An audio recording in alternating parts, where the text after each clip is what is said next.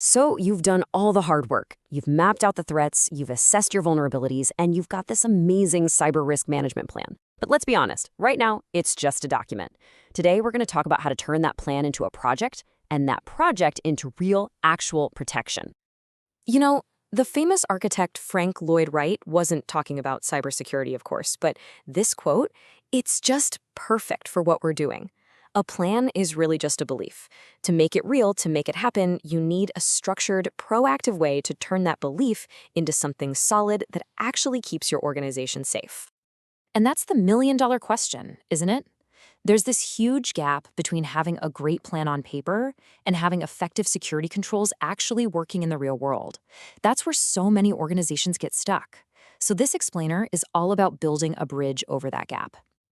Okay, here's our game plan. We're going to walk through this whole process in 6 stages. We'll start by thinking of our plan as a fortress, then we'll create the blueprint, raise the walls, check things from the watchtower, secure the gates, and finally, talk about what it takes to keep that fortress alive and strong. So let's kick things off with a really powerful metaphor. I want you to stop thinking about this as just managing a project. Instead, picture this. We are building a digital fortress. Every single security control is a stone. Every policy is the mortar holding it together, and every person on your team is a builder, all working together to build this incredible defense around your most precious assets. Now, to build this fortress right, we're not just going to wing it. We're going to use a tried-and-true framework from the Project Management Institute, the PMI. It breaks the whole thing down into 5 clear phases. It takes us all the way from the initial command to build, right up to locking the gates when the job is done. This structure is what makes sure nothing important gets forgotten. All right, time to get our hands dirty. Well, sort of. We're starting with the first 2 phases, initiating and planning. Think of this as all the critical prep work you do before a single stone gets laid. It's about getting the official green light and then drawing up a super detailed blueprint. So, the initiating phase all leads up to this one critical document, the project charter. And this isn't just some memo, okay? This is the royal decree. It's what gives the project manager the official power to start grabbing people and money to actually get the work started. Now for the planning phase. This is where we create our master plan, our architectural blueprint, and our battle plan all rolled into one. We have to define the exact scope, what we are protecting, and, just as important, what we're not, because that's how you avoid that dreaded scope creep. We plan for everything you see here, the timeline, the budget, the quality, the team, the risks, every little detail so we don't get hit with nasty surprises later. Okay, so the blueprint is signed, sealed, and delivered. Now for the fun part. It's time for phase 3, executing.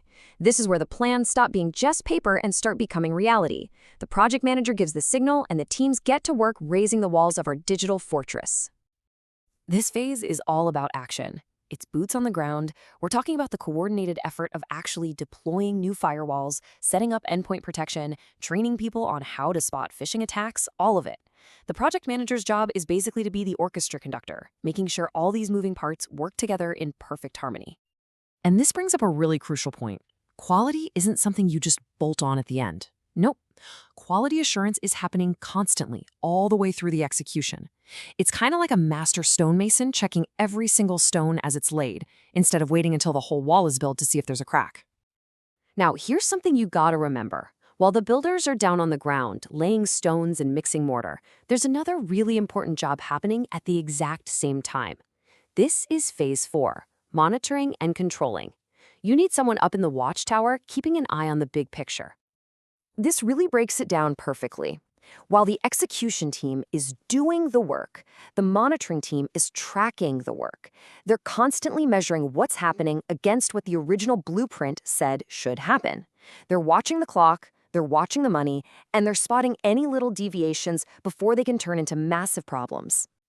So let's play this out with a real-world example. Imagine the plan, the blueprint, said to use a specific piece of security software. Let's call it version C. But when the team starts deploying it, they realize, uh-oh, this thing is buggy. It's actually making us less secure. But they figure out that an older version, version B, works perfectly. So what do? They can't just switch it out. That's where this formal process comes in. Anytime you have to change the plan, it has to go through integrated change control. You document the change, you figure out its full impact on everything, time, money, risk, and then it has to be formally approved. This structured process is what prevents total chaos. It stops one small change from derailing the entire project. So the walls are up, the watchtower is staffed, and our fortress has been built exactly to the approved plan. We're almost there. Now we hit the final phase of the project itself, closing. This is all about formally securing the gates and handing the keys over to the people who will run the fortress day to day. Closing a project isn't as simple as just saying, we're done and walking away. It's a whole process.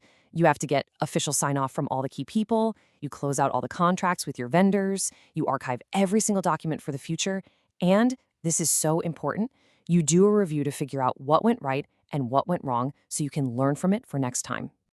Now, during this whole process, we also have to talk about something called risk acceptance. And let me be clear, this is not the same as ignoring a risk. It's a very deliberate, strategic business decision. It's when you look at a specific, low-level risk and say, you know what, the cost to build another wall to stop this one thing is way more than the damage it could ever do. So you decide to formally accept it and just keep an eye on it. And you absolutely have to get that decision down on paper. A risk acceptance letter makes sure everyone is accountable. It lays out why you're accepting the risk, it gets a formal sign-off from someone with authority, and, this is key, it has an expiration date that forces you to come back later and reevaluate, just to make sure that small risk hasn't turned into a giant monster. And that really brings us to the final and maybe the most important point. The construction project might be over, but the work of security, it is never, ever finished. This is that critical moment where the building crew hands things over to the operational guards. Because here's the thing, your digital fortress isn't a museum piece. It's not a static monument you build once and then admire. It's a living defense. It needs constant upkeep, it needs guards on the walls 24/7, and it has to adapt. Because your enemies are always coming up with new ways to attack. That's why your risk register can never just sit on a shelf gathering dust. It has to be a living, breathing document. At the end of the day, this is what it's all about. Following a project plan, having a bunch of meetings, that's just activity. But building a defense that actually works, that actually protects your organization, that is the result. And trust me, your stakeholders don't care about your activity. They care about the result. So I guess the question I'll leave you with is this. When you look at your own organization, have you just completed a project and built a beautiful monument to security? Or have you truly built a living, breathing defense that's ready for whatever comes next?